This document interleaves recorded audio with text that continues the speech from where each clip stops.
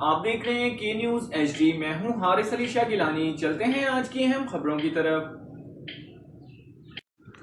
رخ کریں گے میلسی کا، جہاں سے رپورٹ کر رہے ہیں ہمارے نمائندے محمد مختار سولنگی.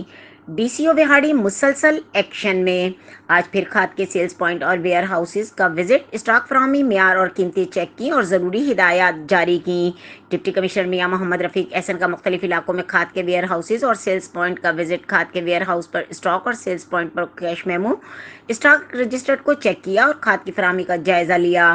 کھاد اور ڈیلرز کو تمام ریکارڈ بہترین انداز میں مرتب کرنے کی ہدایت کی اور کہا کہ کھاد ڈیلرز یوریا کھاد سرکاری نرخ 1850 روپے میں ملاوٹ سے پاک اور وقت پر فراہمی یقینی بنائیں. کاشتکاروں کو کھاد کی بروقت فراہمی کے لیے بھرپور اقدامات کیے جا رہے ہیں.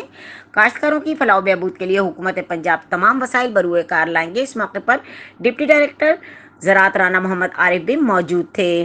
مزید خبروں اور اپڈیٹس کے لیے ہمارے ساتھ رہیے گا. تب تک کے لیے اپنا خیال رکھیے گا. اللہ حافظ.